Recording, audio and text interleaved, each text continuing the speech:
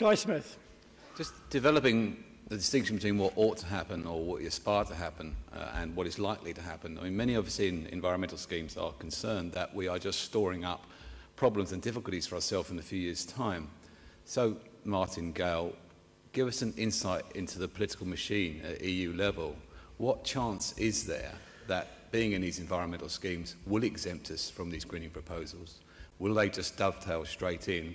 Or are we seriously looking at having to go above and beyond those environmental schemes, which many of us will find a bitter pill to swallow?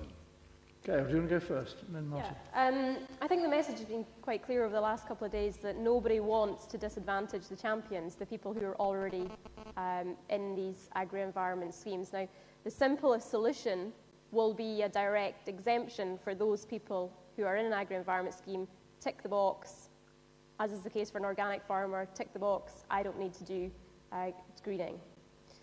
I'll leave Martin to pick up why that may or may not be possible to fly. But as I said in my presentation, I'm hearing a lot of support from that from other member states that they certainly want to expand the list of exemptions to cover other types of farming. As I say, I don't think there's any intention to disadvantage the champions, so people who are in agri-environment schemes, whether it's as simple and as neat as a tick box exemption, the work that you're doing, I do see as an outcome being included in greening in some way. So it may be that the footprint of the land that's under an agri-environment scheme measure, whether that's a hedge or a buffer strip or a headland, will form part of the greening, possibly part of these ecological focus areas. We then need the agri-environment schemes to be able to add value, to pay for the management on that footprint of land, and to continue to pay for those managements that goes over and above the baseline that is greening in Pillar 1. So in conclusion, I think what farmers are doing at the moment will be part of the final outcome, and so continue the positive work that you're doing. And also in terms of political terms, it's a very good PR message to be able to put up that slide in terms of the positive facts and positive impacts that we've been having over the last 20 years. I think there's another trust. Can we trust you, Martin? One, was it? Well, I've given my answer on that already, Peter. I think the issue here is you know, it comes back to what you were emphasising yesterday. Again, it's about demonstrating equivalence, and you can use the agri-environment measure at the moment to do a whole range of things, from the things that we do under entry-level and higher-level stewardship to, you know, it's potentially available to a region or a member state to have an agri-environment scheme which pays a little bit of money for a small area of buffer strip or a small area of hedgerow. And the Commission won't want a situation where you can set up a kind of Potemkin agri-environment scheme in a member state, tick that box, and then not have to do anything to meet the requirement of greening the CAP. If we had a system which was able to say entry-level stewardship effectively ticks the box of greening requirements, then I would personally be delighted, because that simplifies life for everyone in this room, including people on my side of the table and the RPA side of the table and Natural England's side of the table. I suspect it's going to be difficult to get the European legislation negotiated in a way that precisely allows us to do what we want under ELS. And getting back to George's point, I think we need to put some effort into working out how systems can be devised which can be demonstrated, where it's possible to demonstrate that they can be delivered simply. At the moment, it's very easy for the Commission to say on anything which is about flexibility for member states or regions, oh no, this is much more complicated than our system. Our system is perfectly straightforward. Everyone knows what they have to do. What they're being asked to do may be utterly pointless and counterproductive, but you know, everyone knows what it is.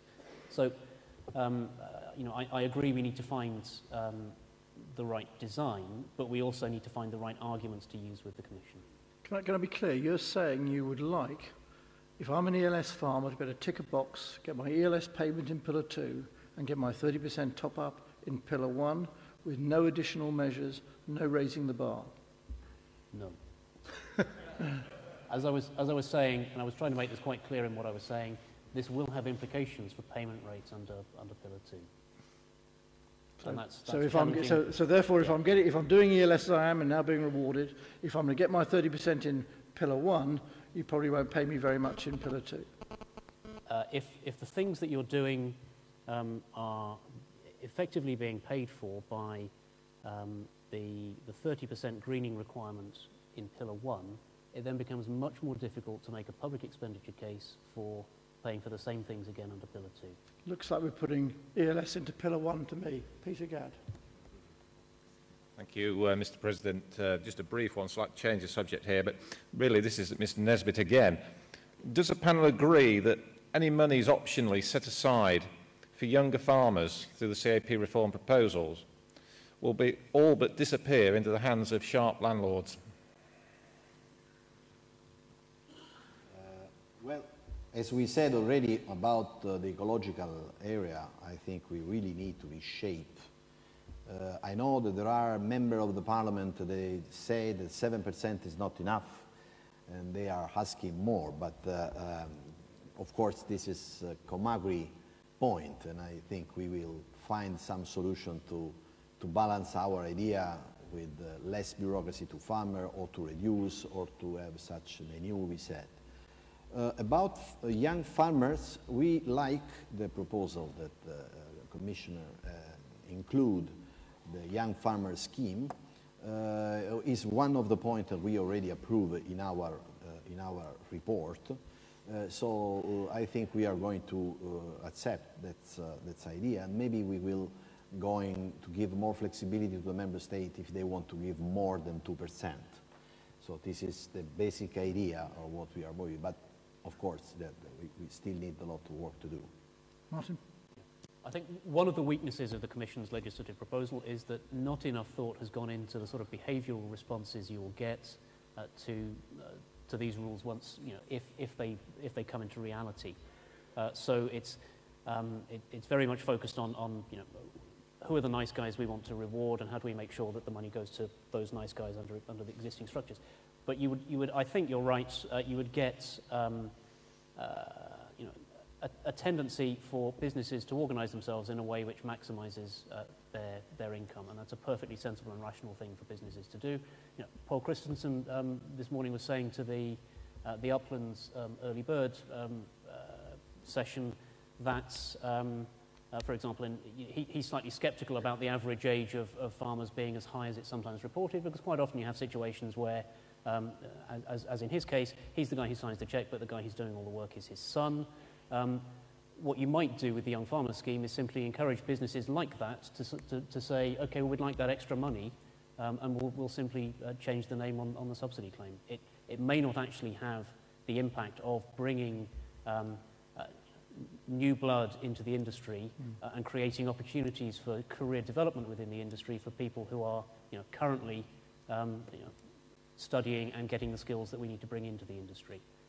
I think it's very important for member states to focus on that issue and how they ensure that they are renewing the skills within the industry and providing that sort of career structure to people. But this simple and blunt instrument may not be the best way of doing it. I'll go to Alan Wilkinson and then I'll go to Colin Rayner. I'll go to Alan first.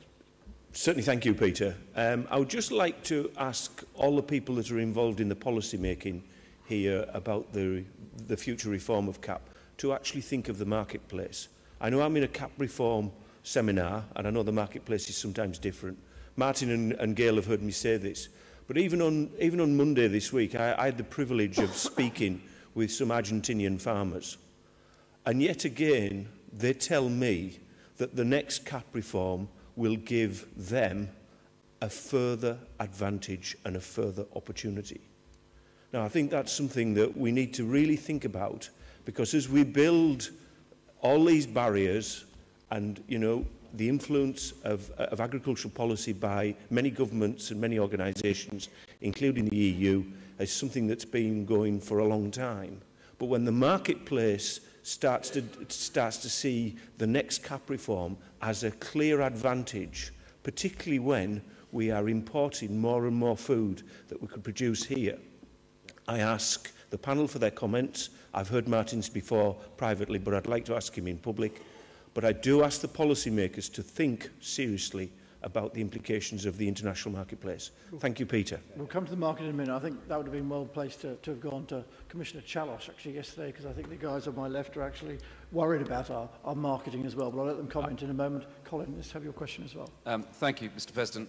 A farmer from Windsor in Berkshire. We farm a large area in Berkshire, and we've got 20 different landlords. And most people think that farmers are owner-occupiers. Our 20 different landlords only want us farming their land because they're property developers, they're gravel pits. They don't want this land farmed environmentally because it could harm their planning for the site. So the biggest concern that I have as a farmer is that we farm all this land, they don't want environmental schemes, that will affect our subsidy. Also, the other problem, we do have, these landowners do not want us to have environmental schemes because they've paid a lot of money for their property, and they don't want anybody inspecting them. It's going to get to a point when we'll have to stop claiming the subsidy. I put that to the panel. Thank you. Maybe I leave this second question to Martin, and I try to say something about the marketplace, because I strongly agree what you say. I totally agree. We are, as a Comagri, we made an important mission last year in the United States, just to share with the United States Congress in the Agriculture Committee, because they are doing the Farm Bill reform. At the same time, we are doing the CAP. And I really think that the two big policies in the world, we need to take care about what is going on in the market, because many things is changing. What we say this morning with Tim Benton relation, it's very clear. You know, the market is totally changed. Now the increasing of demand is forcing us to think about food security much more than we did in the past. Even the problem of WTO, if you look with this new scenario, everything is totally different. When we talk about Doha Round, we were talking about how to open our frontier because we need to leave underdeveloped country to export more. Now the problem is the opposite. How we eliminate the export ban, the export taxes, you know, what is doing Russia? Russia is the third cereal exporter in the world. It is putting export tax. Exactly what did Argentina, what is doing in many countries in the world. So in this totally new world, we need to reshape our policy and think in more global view, not just in the country view, but in the global view. Thanks. Martin, the environmental Gail. Yeah. First on Alan's point on the marketplace, I'm often inspired by things that Peter says, and I was particularly inspired by his point yesterday to Commissioner Cholosh. I can't remember the exact words, but it was effectively that there is a risk of doing so much to protect the budget for the CAP that you start to make it less attractive to the industry. It starts to be hedged around with so many constraints on production decisions that it's no longer worth it. I think it's quite an important point to have lodged that with Commissioner Cholosh. Peter may not be happy to know that I'm sure Treasury colleagues would applaud what he was saying there, but, you know, hey. The issue where you I am chairing this bit. I'll get my own back eventually. That's true, yes. The issue where you have a number of different landlords putting constraints on a business so that you can't join an agri-environment scheme. I think that there are two issues here.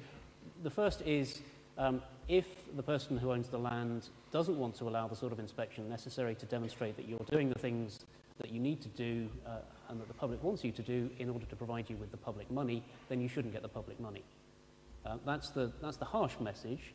The slightly more encouraging message is that I think, you know, I particularly recognise that for a lot of farm businesses working with rented land, sometimes on rented short term, getting money from agri-environment schemes is genuinely very challenging because it's difficult to get landlords to sign up to the multi-annual commitment necessary. There are some attractions for farms in those circumstances to a system which shifts some of the agri-environment requirements into Pillar 1 and it enables it to be demonstrated on an annual basis. If I just pick up the final question, well, our view would be to have the screening component as a voluntary part of the direct payments so that you were not forced into super cross compliance, essentially.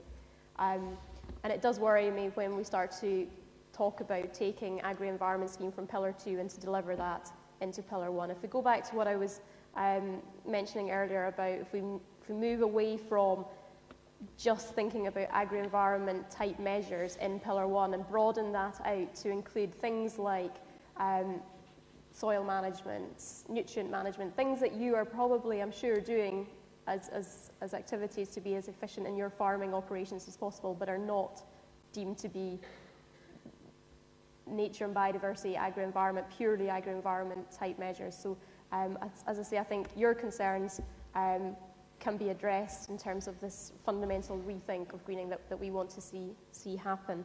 I'll allow the President to articulate our position on the long-term strategic vision for the industry and to decrease our reliance on public support payments. You will put it far more eloquently than I will. But what I have picked up from travelling the length and breadth of the country over the last few months is certainly that the thing that concerns farmers the most is the restrictions on farm enterprises that these latest set of Commission proposals will bring. The limitations in terms of what you can do with your permanent grassland or the 3-crop diversification rule. It's not about defending the budget at all cost. We do want to move forward to a place where we are less reliant and we do have fair and well-functioning markets to allow you to drive more of your income from there. Thank you, Gail.